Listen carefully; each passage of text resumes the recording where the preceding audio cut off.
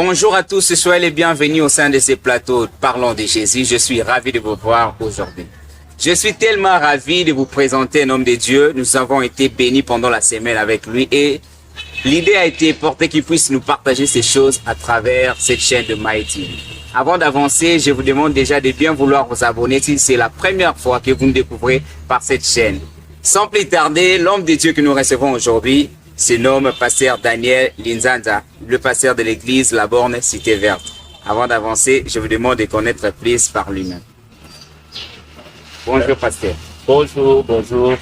Nous sommes dans la joie d'être avec vous cet après-midi. Merci pour l'opportunité que vous nous donnez de pouvoir passer sur ces plateaux et de pouvoir échanger ensemble avec les bien-aimés qui nous suivent au travers des médias. Merci beaucoup en tout cas. Merci beaucoup pasteur. Pasteur, vous voir ici, c'est une grande joie pour nous. Alors nous avons prévu aujourd'hui que vous puissiez nous parler d'un sujet que j'ai intitulé « Un enfant peut-il avoir des projets ?» C'est un sujet que nous ignorons, mais j'aimerais que par votre inspiration, vous puissiez un peu nous éclaircir les points qui nous a été conduits à dire ici. Sans plus tarder, notre première question déjà abordée, c'est quoi un projet? Comment expliquer ces mots projet pour un enfant de 5 ans, de 3 ans, de 6 ans? Comment il peut comprendre le mot projet? Bon, il faut dire que le projet, c'est un concept qui est utilisé à tout moment dans notre vie, chaque jour, matin, midi, soir. J'ai un projet. Donc, c'est un langage quotidien. Et chacun utilise le concept projet en lui donnant une signification ci et là. Mais s'il faut considérer le projet d'une manière simple, c'est quelque chose qu'on prévoit de faire. Un objectif qu'on veut atteindre. Vous voyez, un but. Le projet, c'est un but. Je voudrais que ce soit réaliser telle chose. Vous voyez?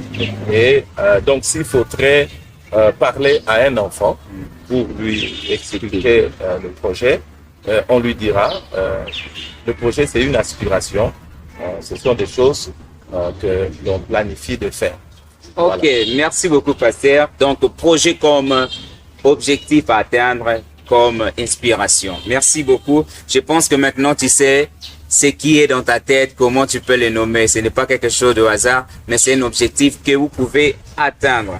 Sans plus tarder, notre deuxième question, c'est à savoir, un enfant peut-il avoir des projets? Bien évidemment. Toute personne vivant sur Terre peut avoir des projets.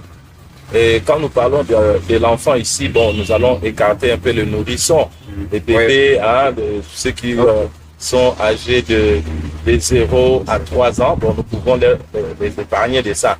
Mais quand l'enfant a déjà 4 ans, on peut déjà voir dans cet enfant-là certaines aspirations, certains souhaits, certaines choses qu'il voudrait faire.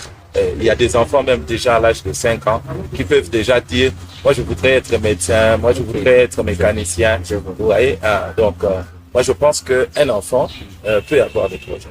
Merci beaucoup.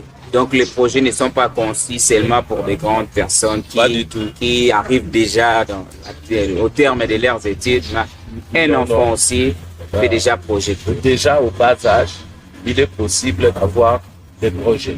Déjà au bas âge. On peut avoir 5 ans, on peut avoir 10 ans et avoir déjà des projets. Du reste, la plupart de ce que nous sommes devenus aujourd'hui, ce sont des aspirations qui ont commencé au bas âge. Ouais. Donc les aspirations de bas âge, c'est ce qui a fait le fruit de ce que vous êtes. Tout à fait. Que Dieu soit béni pour ça. Merci beaucoup. Donc un enfant peut-il aussi avoir, il peut aussi avoir des projets. Oui. Merci. Maintenant, quand est-ce qu'un enfant peut commencer à planifier ses projets? Bien sûr, l'on procède. Maintenant, comment et il peut l'orienter, commençant à dire non, voilà mon projet va commencer ici et puis terminer dans tel âge. À quel âge? Ok. Alors, c'est là que nous devons être un peu plus pratiques parce que là, nous entrons dans le domaine de la réalisation du projet. Avoir un projet est une chose. Réaliser le projet en est une autre. Vous voyez? Alors, sur ce point-là, les parents ont un rôle à jouer. dans ce projet-là. Vous voyez, les parents doivent savoir détecter les aspirations de l'enfant. Vous voyez, nous avons par exemple Joseph qui fait des rêves. Il est encore très jeune, il fait des rêves. Vous voyez, il se voit grand. Mais comment est-ce qu'il va devenir grand? Il ne sait pas. Vous voyez, malheureusement pour Joseph, quand il explique ses aspirations, il rencontre un blocage. Vous voyez, il n'a pas rencontré des gens qui pouvaient l'aider dans l'orientation par rapport à ce projet. Vous voyez? Alors c'est pour ça que je dis que à ce niveau-là, les parents doivent jouer un rôle important. Nous avons vu des enfants avec de bonnes aspirations et leurs parents les ont aidés. Dans les pays organisés, on sait déjà que cet enfant envisage d'être footballeur, et tel autre envisage d'être musicien, et on l'oriente. Parce que la Bible le dit, instruis l'enfant selon la voie qu'il va suivre. Vous voyez, selon la voie qu'il va suivre. Vous détectez et vous instruisez, vous l'orientez. Vous voyez, vous l'orientez. Et par exemple, si vous voyez en lui le footballeur, l'orientation ne serait pas va jouer au foot au coin. Non, vous lui achetez un ballon. C'est une orientation. Vous voyez, vous lui achetez un ballon, un petit poteau à la maison. Quand ses amis arrivent, jouez avec les amis. Vous lui donnez le ballon et ça l'oriente déjà. Vous voyez, ça l'oriente déjà. Et au fur et à mesure que l'enfant va grandir, vous voyez, 9 ans, 10 ans, il commence à avoir quand même des raisonnements, des réflexions. Il peut même suggérer aux parents, est-ce que je peux pas aller dans une école de foot? Vous voyez, est-ce que je peux pas aller dans une école de musique? Est-ce que, et s'il y a les possibilités, vous voyez, parce que en termes de planification du projet, l'enfant ne va pas prendre un stylo et commencer à faire des croquis en planification. Non, dans ce que vous voyez en lui, dans ce qu'il dit, alors c'est les parents maintenant qui peuvent. C'est comme ça que nous avons vu des enfants. Moi, j'en ai vu quand nous étions encore très jeunes, des enfants de 8 ans qui prêchaient la parole. Vous voyez, il y a des enfants de 7 ans qui chantaient déjà et qui aujourd'hui sont devenus des chantres d'éternel, qui sont devenus des prédicateurs. C'est parce que les parents ont vu en eux cette aspiration. C'est d'après ce que nous appelons dans cette émission le projet aujourd'hui. Pour l'enfant, c'est un projet. Voilà. Merci beaucoup, pasteur. J'aimerais un peu vous poser cette question. Un enfant qui conçoit un projet qui est dans 3 ans, il va devenir un bon colonel. Comment peut-il l'orienter? S'il faut le dire dans ces termes, colonel. Voilà. Là, je pense que... Et s'il faut préciser des raisons pour lesquelles il les pousse dans 5 ans d'être un criminel par rapport au Christ du pays. Il dit non, moi déjà dans 3 ans, par rapport à l'évolution des pays, moi je compte devenir un criminel. Alors, c'est un projet, non? Quand nous parlons de projet, nous voyons beaucoup plus ce qui est positif, ce qui peut faire avancer quelqu'un. Vous voyez, un projet malsain, un projet que nous appellerons un projet négatif, on ne peut pas encourager un tel projet. Vous voyez, il peut y arriver. Il y a des gens, même dans la vie courante, même les adultes, qui planifient des mauvaises choses. Vous voyez, ils planifient des mauvaises choses, mais on ne les encourage pas. Nous les dissuadons, nous leur montrons qu'un tel projet n'est pas un projet réalisable. Vous voyez, c'est comme aussi un enfant, il peut être un enfant blessé, il voit par exemple son père qui frappe sa mère et tout ça, il veut venger sa mère. Et c'est comme ça qu'il va dire, il y en a aussi qui, pour camoufler ça, il va dire, moi je serai militaire. Donc la voie pour... Alors c'est comme ça qu'on demande aux parents d'instruire l'enfant, d'orienter l'enfant. Parce que il peut dire, je vais devenir militaire, mais vous devez savoir qu'est-ce qui motive cette aspiration. Est-ce que c'est une bonne motivation ou une mauvaise motivation? Vous voyez?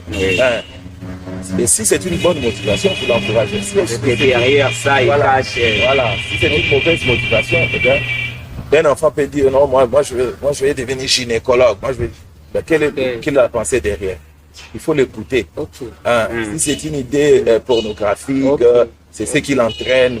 En fait, tout ce qu'il veut, c'est plus tard commencer à regarder les parties intimes et tout ça. Vous n'allez pas l'encourager dans cela. Parce qu'on ne devient pas gynécologue pour ça. On devient gynécologue pour traiter, soigner, enlever les maladies. Vous voyez? Donc, c'est un peu ce que nous Merci beaucoup, pasteur. J'ai aimé ces points que vous avez soulevés. J'aimerais un peu passer un message aux parents que lorsque l'enfant vous présente son projet, demandez-lui derrière, c'est quoi Oui, il faut savoir la motivation, les sous-bâtiments, la base du ça, projet. c'est très important. Voilà. Merci beaucoup. Nous sommes en train de citer déjà. Pasteur, j'aimerais dire, l'enfant qui conçoit des projets, l'en possède déjà. Quelles sont les prières qu'il peut dire à Dieu par rapport à ces projets? Donc voilà, le projet, c'est quelque chose que nous ne pouvons pas faire sans Dieu. Vous voyez? Et nous conseillons toujours, quand nous tenons des conférences, des séminaires, autour des projets dans les milieux chrétiens, jusque-là, nous encourageons les gens à prier avant la conception du projet, pendant la conception, à la réalisation du projet, même quand le projet serait réalisé à 100%, il faut toujours continuer à prier, parce que Dieu est l'élément majeur dans la réalisation de notre projet. Alors, un enfant qui a des aspirations, qui a pouvons appeler ça des objectifs futurs, qui se dit, moi, après quelle année, je deviendrai ceci, je voudrais faire ceci, je voudrais me procurer telle chose. Et en tant que parents chrétiens, nous devons lui montrer qu'un projet ne peut pas se réaliser sans Dieu. Vous voyez, un projet ne peut pas se réaliser sans Dieu.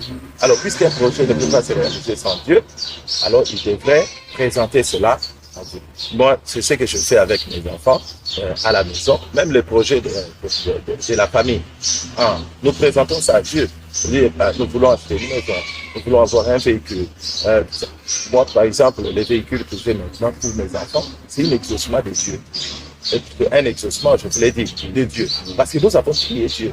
Il dit, bon, l'autre véhicule là est devenu ancien, ça pose de petits problèmes. Seigneur, nous voulons un nouveau véhicule. Et bien, après quelques temps, Dieu occasionne, le véhicule est là.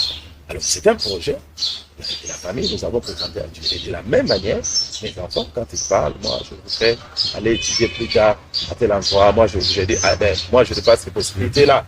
Donc, priez le Seigneur pour qu'au moment opportun, il donne le moyen et donc, l'enfant peut présenter son projet tel que ça se fait. Il est conçu à la brute, sans trop de détails. Seigneur, je vais devenir médecin. Aide-moi à devenir médecin. Et, Seigneur, je vais devenir un ingénieur. Aide-moi à devenir un ingénieur. Donc, c'est comme ça que, petit à petit, et au fur et à mesure qu'il grandira, quand le projet sera un peu plus défini, plus clair, et il aura aussi des prières plus claires. Voilà. Merci beaucoup, pasteur, pour ces précisions par rapport à ces sujets de projets. Donc, nous comprenons maintenant que l'enfant peut aussi avoir des projets et ces projets peuvent être orientés dans la bonne voie, bien sûr, et avoir les fondements comme Dieu dans ces projets. Merci beaucoup, pasteur. Je suis ravi de partager ce sujet avec vous. Est-ce qu'il y a une conclusion par rapport à ça? Ah bon, je m'étonne seulement que nous devons déjà nous séparer. Le débat est vraiment un débat merveilleux. J'ai aimé l'émission. Le dernier mot, c'est que Dieu puisse aider nos enfants à concevoir de bons projets et que Dieu soit la source d'inspiration des projets de nos enfants. Nous avons donné l'exemple de Joseph ici. C'est Dieu qui lui a inspiré le projet. Et la prière de parents que nous sommes, là je parle aux parents, chers parents, notre prière que nous devons faire en tant que parents, c'est de prier pour que Dieu soit la source d'inspiration des projets de nos enfants. Un peu comme Joseph. Si tous nos enfants pouvaient avoir, comme Joseph, des rêves de ce qu'ils deviendront plus tard, alors les enfants seront déjà sur de bonnes rails. Amen. Merci beaucoup. Que Dieu soit béni. Merci beaucoup, pasteur. Merci. C'est moi qui vous remercie. Que la grâce du Seigneur soit. Amen. Et moi, je vous demande de bien vouloir marquer votre gros pouce. Pourquoi pas partager ces messages? Et ne quittez pas sans avoir marqué votre abonnement. Et je vous dis à la prochaine. Que Dieu vous bénisse.